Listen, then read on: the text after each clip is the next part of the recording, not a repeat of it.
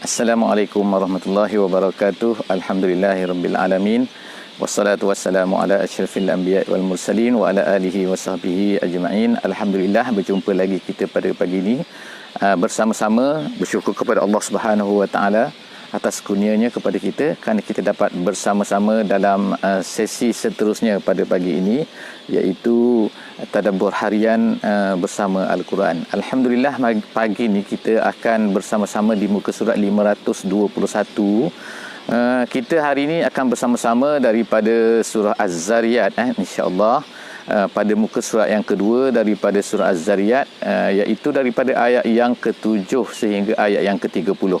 Hari ini agak panjang, agak banyak sedikit ayat-ayat daripada surah ini, kerana ayat-ayatnya agak pendek-pendek. Jadi insya-Allah kita moga-moga kita bersama-sama melihat daripada surah ini dan mengambil pengajaran yang terbaik yang kita mampu, insya-Allah, pada pagi yang berbahagia ini. Hari ini kita akan melihat beberapa perkara, iaitu yang pertamanya Allah Subhanahu wa taala menceritakan tentang kekuasaannya, iaitu Allah Taala ni mempunyai kekuasaan yang hebat di atas dunia ini, yang memberikan kepada manusia, tetapi manusia ini banyak di kalangan mereka ini yang terus berada dalam kesesatan, yang tidak mahu menerima. Kemudian Allah Subhanahu wa taala ceritakan tentang bahawa ada manusia ini yang sentiasa bertanya kan, bila lagi kiamat. Jadi mereka pertanyaan ini adalah pertanyaan yang mempermain-mainkan baginda Nabi sallallahu alaihi wasallam. Kemudian Allah Taala menjawab pertanyaan-pertanyaan tersebut, dan kemudian seterusnya Allah Subhanahu wa taala menceritakan apakah yang akan diberikan kepada orang-orang yang beriman, orang-orang yang bertakwa di akhirat nanti. Dan kemudian yang seterusnya pada akhir daripada muka surat ini kita akan lihat bahawa Allah Subhanahu wa taala akan menceritakan kepada kita tentang kisah Nabi Ibrahim, sedikit daripada kisah Nabi Ibrahim.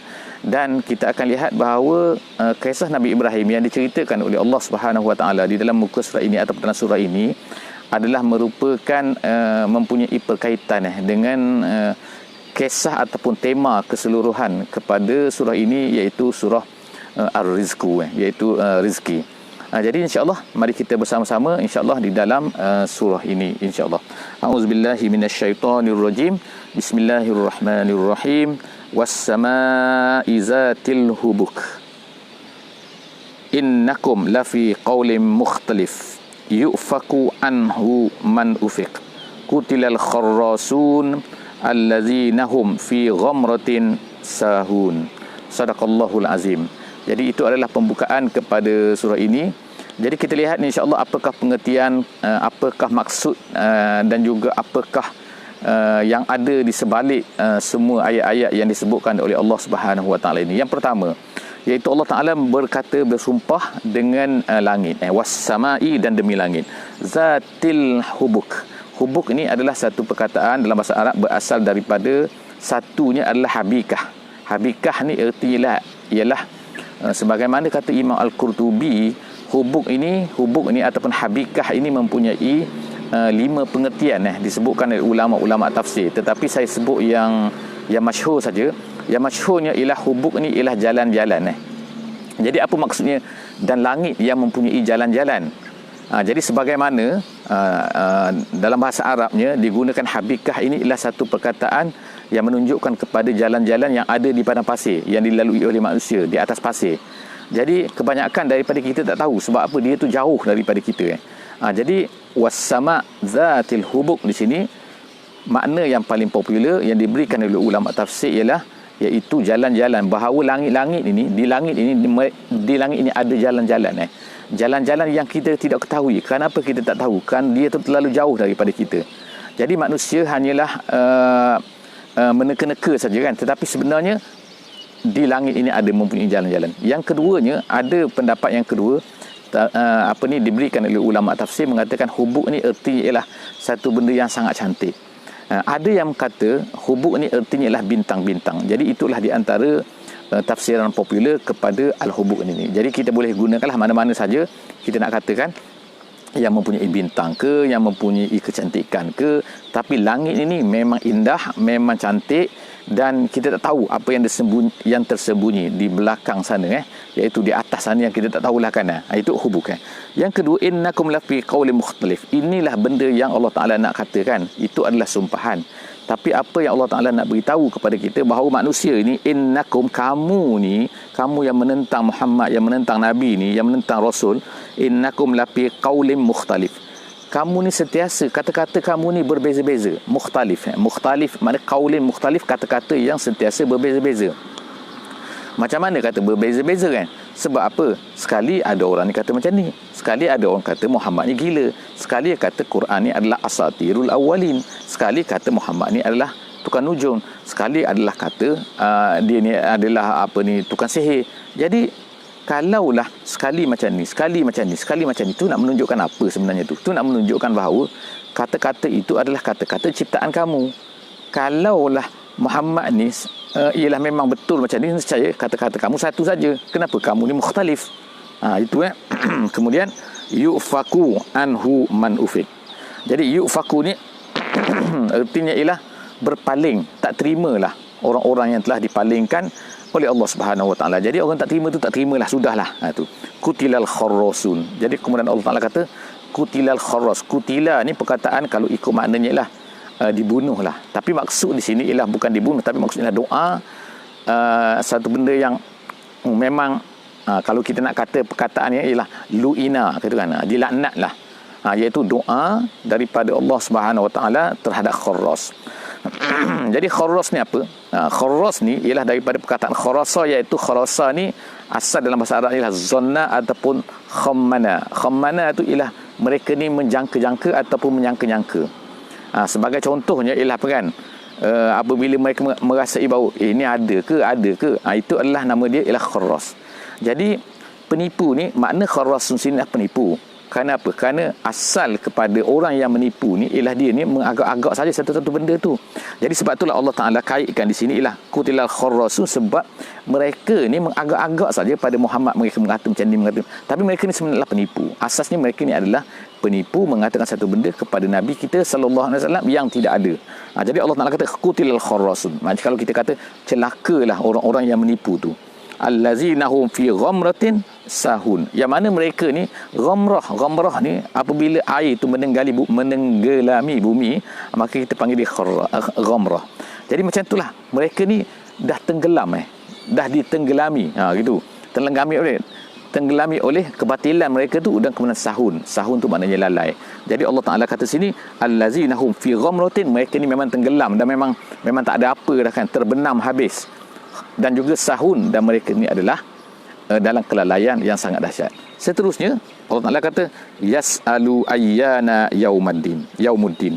Apa yang mereka teruk ni? Jadi ni di antara perkara-perkara yang teruknya mereka ni, ataupun mereka ni mempermainkan Nabi kita sallallahu alaihi wasallam. Mereka kata apa?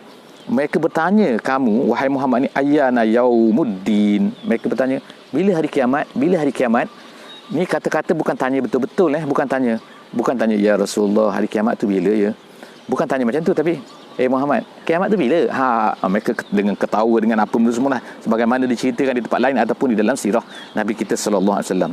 Kemudian Allah Subhanahu Wa Taala menjawab kepada mereka ni macam mana?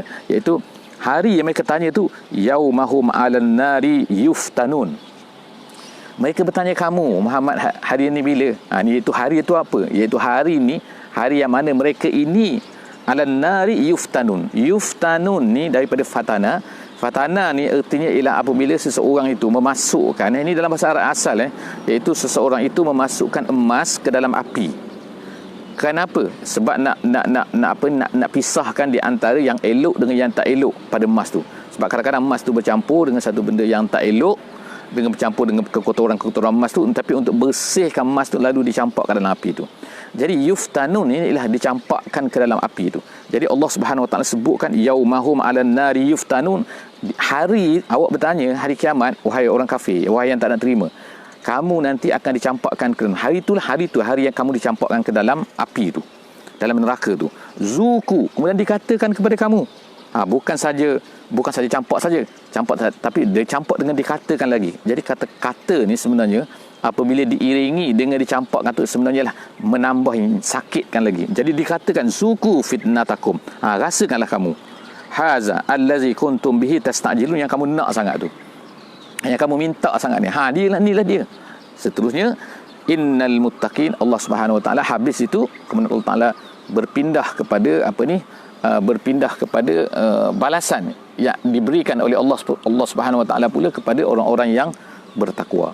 Jadi apabila apa yang Allah Taala katakan, iaitu innal muttaqin fi jannatin wa uyun. Jadi Allah Taala katakan orang-orang yang bertakwa ni bagi mereka itu adalah apa? Jannah iaitu taman-taman syurga, dan juga uyun iaitu mata-mata air yang terpancar-pancar macam-macam lah ulama sebutkan. Tapi makna sini adalah mata air yang besar.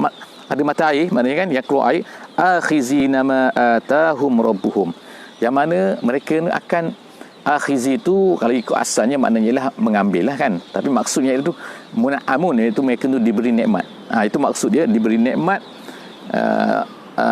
apa yang telah diberikan oleh Allah Subhanahu Wa Taala kepada mereka. Innahum kanu qabla zalika muhsinin. Dan sebab apa? Sebab Allah Subhanahu Wa Taala sebutkan ta'lil kat sini. Ta'lil maknanya kerana sebab apa mereka dapat perkara itu semua? Kerana di atas dunia mereka ini adalah muhsin. Bagaimanakah sifat muhsin tu? Allah Taala sebutkan lagi. Kanu qalilan minal laili ma yahja'un. Jadi Allah Taala sebutlah kan, iaitu inilah sifat-sifat orang muhsin.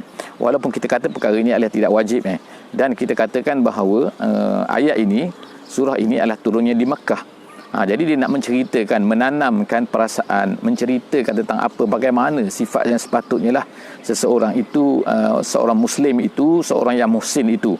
Jadi Allah Ta'ala sebut sini membilang, mengira-ngira. Yang pertama sekali mereka ini adalah qalilan minal laili, sikit saja daripada waktu malam. Ma yahja'un, yahja'un ini al-haja' ni dalam bahasa Arabnya, al-haja' ni artinya ialah tidur yang sedikit. Kalau kita nak kata apa benda kan, nap ke dan sebagainya kan, itu yahja'.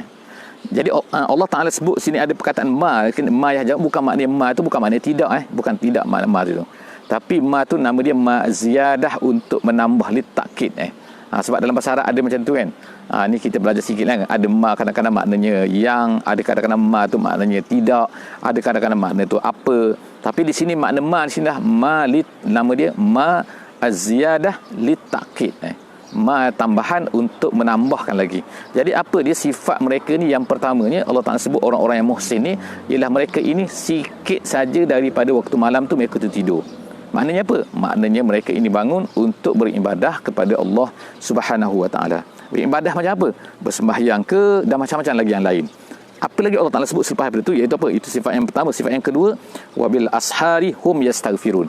Maknanya ashar ni ialah maknanya waktu sahur lah kita panggil kan.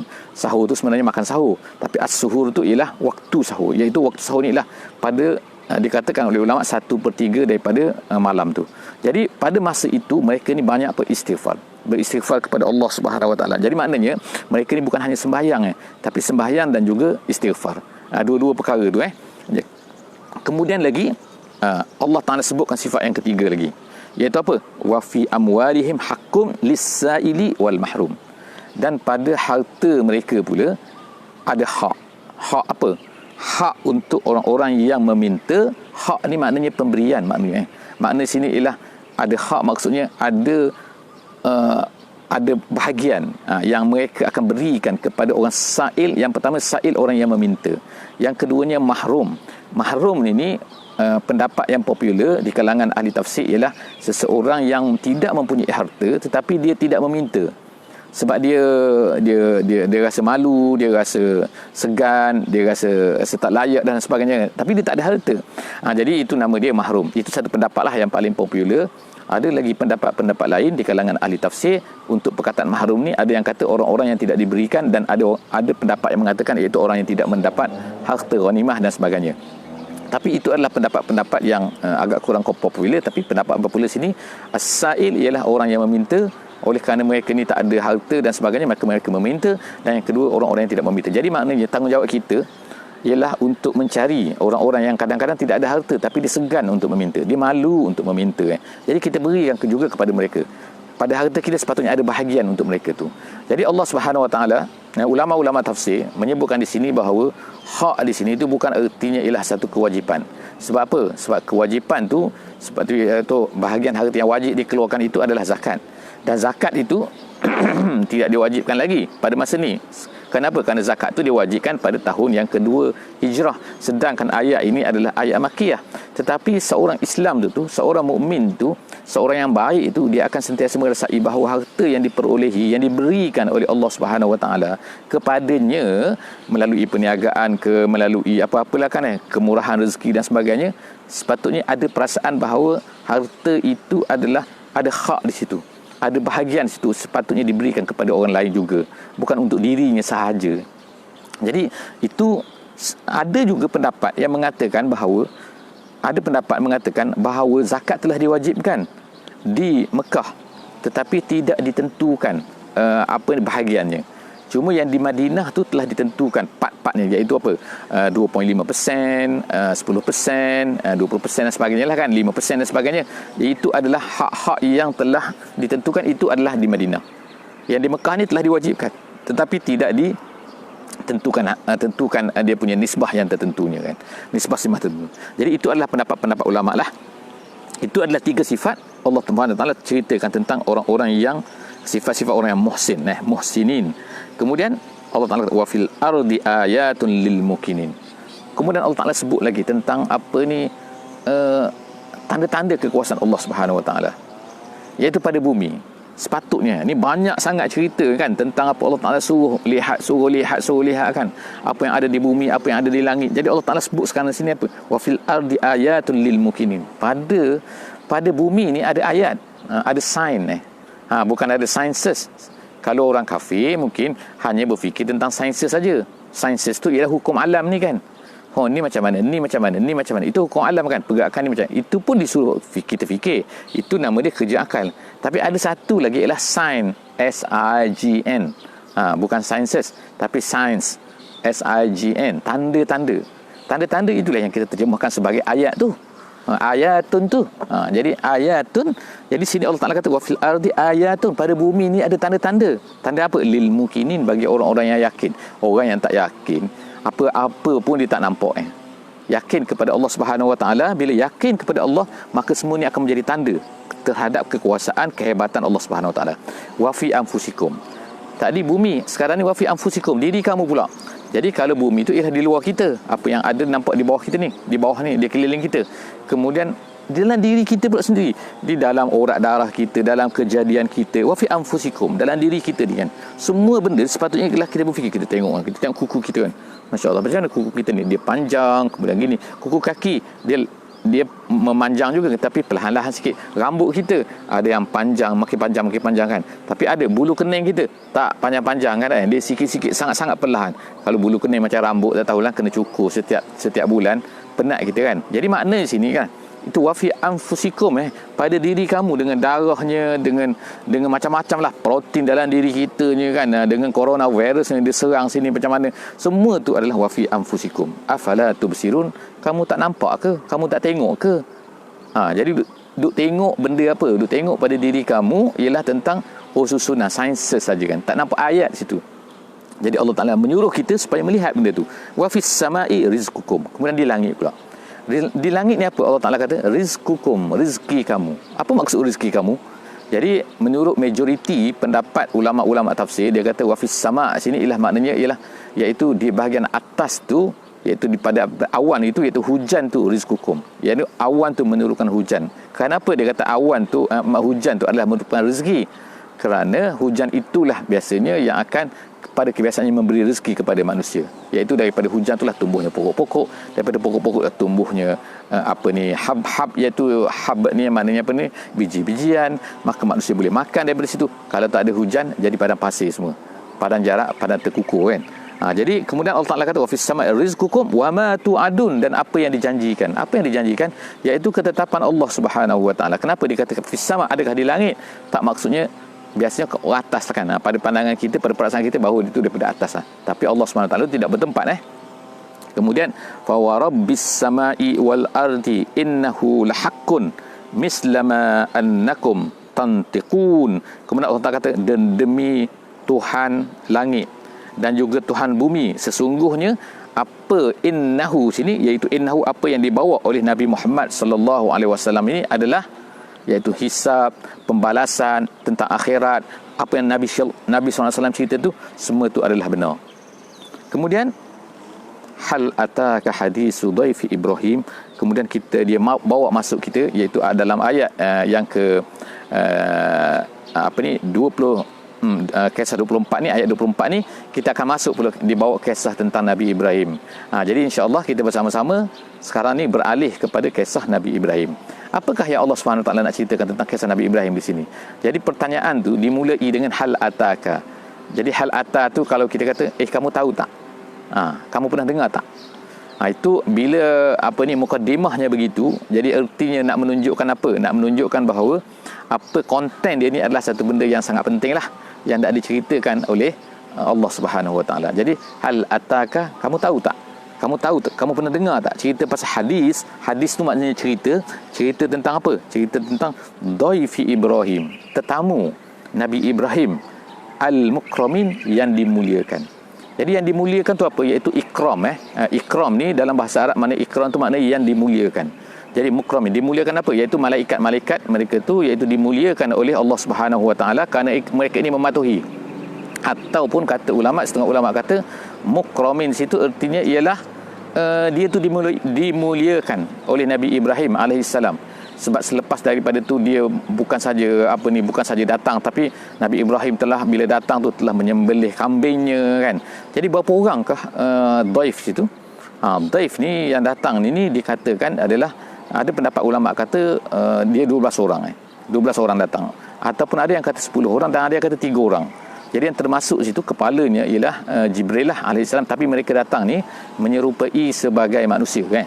Jadi kisah ini Allah Ta'ala tanya kepada kita, kepada Nabi Muhammad SAW, hal ataka hadisu dhaifi Ibrahim al-mukramin, yang dimuliakan. Izdakhalu alaihi, ketika tetamu-tetamu tu masuk kepada Nabi Ibrahim tu, kemudian faqalu salama, lalu dia pun berkatalah assalamualaikum lah, dia berkatakan salama. Kemudian qala salamun, kata Nabi Ibrahim pula, jawablah Nabi Ibrahim kan, okey, waalaikumsalam. Kemudian apa yang berlaku? Tapi dalam hati tu dia ada perasaan Nabi Ibrahim, iaitu apa? Dia kata qaumun munkarun. Nabi Ibrahim berkata dalam hati, qaumun munkarun, ini adalah orang yang aku tak kenal ni. Sebab apa? Nabi Ibrahim tak pernah tengok orang-orang ni semua kan? Sebab mereka datang tu menyerupai manusia kan, malaikat-malaikat tu. Jadi kemudian tu faragha ila ahlihi fajaa bi'ijlin samin. Jadi Nabi Ibrahim pun pergilah pilih kambing dia yang terbaik, kemudian dia pun sembelih kambing dia tu senyap-senyap lah, dia katakan situ, iaitu lepas tu dibawakan kepada tetamu-tetamunya itu. Lepas tu diberilah kepada faqarrabahu, lalu diberilah dekat, jangan letak jauh-jauh kan. Ni makanan letak jauh-jauh, pergilah ambil, jadi segan lah orang tu kan. Jadi diberikan dihadapkan dengan dekatnya kepada, ni adalah adab-adab tamu lah kan. Faqarrabahu ilaihim, lalu didekatkan makanan tu kepada tu. Tiba-tiba tamu-tamu tu tak nak menjamah, tak nak menyentuh, tak nak makan. Peliknya Nabi Ibrahim lagi pelik ni kan. Jadi selepas tu dia kata apa? Alah tak kulun. Dia tanyakan, kamu tak nak makan ke? Kamu tak makan ke? Kenapa tak makan Fa'aujasa minhum khifah. Jadi datanglah perasaan dalam hati Nabi Ibrahim ni, perasaan takut. Ini apa benda ni kan ini tiba-tiba tak nak makan ni kan. Dah lah tak pernah aku tengok. Lepas tu tak nak makan pula. Jadi ini kehebatan Nabi Ibrahim lah kita tengok. Dan inilah sepatutnya ialah bertamu lah. Walaupun sekarang ni mungkin keadaan ini tak sesuai sikit kan sebab nanti tamu-tamu kita ajak orang tak kenal, tiba-tiba kita ajak masuk rumah kan, dan bermalam di rumah kita kan. Nanti dia lari tengok-tengok malam semua habis kan. Itu ceritalah masalah sekarang lah kan Tapi maknanya tamu kalau kita kenal, sepatutnya kena ajak lah kan kena ajak bermalam di rumah dan sebagainya lah kan. Itu sepatutnya adab bertamu yang baik lah. Itu layanan tetamu dan beri makan. Dan kalau ikutnya dalam Islam ialah 3 hari sepatutnya benda ni kena dibuat untuk tetamu. Ada yang kata wajib, ada yang kata dan sebagaimana itu perbincangan dalam masalah tetamu kan Jadi Allah SWT sebut selepas daripada itu apa? Fa'aujasa minhum khifah qalu la takhaf. Lalu mereka pun bila tengok Nabi Ibrahim ni macam takutlah, Dia takut. Jadi mereka berkata apa? La takhaf, jangan kamu takut wahai Ibrahim. Wabasyaruhu bighulamin alim. Lalu mereka pun memberitahulah kepada Nabi Ibrahim, sebenarnya kamu ni akan mendapat seorang anak yang alim. Alim tu maksudnya ialah yang mempunyai kasirul ilmi, yang mempunyai ilmu yang banyak. Iaitu apabila dia dah besar nanti, maka dia akan mempunyai ilmu yang banyak. Jadi yang dimaksudkan di sini, anak di sini ialah Nabi Ishak kan. Jadi isteri Nabi pada masa tu, isteri Nabi Ibrahim ni pun bila dia dengar benda tu apa, fa aqbalat imra'atuhu fi sarrah ni ialah bersuara lah kan. Kalau orang Arabnya kata ialah sarrah ni, kata sarirul bab. Bila orang tutup pintu tu kan bunyi pintu itu ada nama dia sarirul bab, bunyi pintu. Jadi kalau adatnya, pada kebiasaannya, kalau orang-orang dulu ni dia akan tepuk pipi kan. Macam itulah kan. Gitu. Tu itu bunyi tu adalah bunyi dipanggil sarrah. Jadi isteri ni dikatakan Sarah lah kan pada masa tu, iaitu Sarah ni kan fa aqbalat imra'atuhu. Jadi datanglah, terkejut sangatlah kan Sarah ni kan, sebab orang beritahu bahawa dia akan dapat anak. Lalu dia kata fi sarratin fasakkat. Fasakkat dia pun macam bersuara tinggilah sikit kan. Dia kata apa kan? Fasakkat wajaha fi sarratin fasakkat wajaha. Jadi tepuk pipi dia tu, kemudian tu dia pun berteriak, berbunyi suara, iaitu apa dia kata? Waqalat ajuzun aqim. Dia kata, kan aku ni dah tua. Ajuz ni adalah untuk menunjukkan kepada tua, maknanya aku ni dah tua. Kemudian tu yang kedua aqim. Aqim ni pula ialah mandul, maknanya tak dapat anak lah kan jadi ni adalah kebiasaan, adalah manusia macam tu. Jadi tiba-tiba dia, aku tak dapat anak, aku ni dah tua, macam mana aku nak dapat anak? Macam tu kan. Qalu kadzalika qala rabbuk. Kata malaikat ni, kata itu adalah keputusan daripada Allah. Demikianlah kami ni malaikat ni hanya datang untuk memberitahu kepada kamu satu benda yang mana bukan datang perkara ni datang daripada kami, tapi benda ni adalah datang daripada Allah Subhanahu Wa Taala. Innahu huwal hakimul alim. Allah itu lebih hakim, Allah itu lebih alim. Allah itu lebih tahu kan, lebih hakim, dan dia maha bijaksana. Dia tentulah apa dia nak buat tu terpulanglah kepada dia kan. Kami hanya memberitahu saja. Jadi habis kita muka surat 521 pada hari ini. Alhamdulillah, insya-Allah kita akan bersambung lagi cerita tentang Nabi Ibrahim ni. Walaupun ada tempat lain, tapi keadaan cara penceritaannya adalah agak berbeza, dan kita lihat perbezaan-perbezaan ini insya-Allah dalam surah Hud dah ada, dalam surah Hijr pun dah ada. Jadi insya-Allah kita tengok sini adakah perbezaan-perbezaan dia kan, insya-Allah. Jadi jumpa lagi esok insya-Allah. Aku qouli hadza wa astaghfirullahal azim li wa lakum. Wassalamualaikum warahmatullahi wabarakatuh.